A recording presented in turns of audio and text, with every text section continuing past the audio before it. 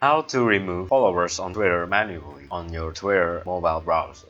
You can do this tutorial on any mobile browser that you have, so be it Safari, Chrome, Firefox or anything, and you can do so on your Android or your iOS device as well. First off, if you wanted to see more contents and tutorials like this, please make sure that you subscribe to our channel. First off, just open your favorite browser on your mobile phone and then just go to Twitter.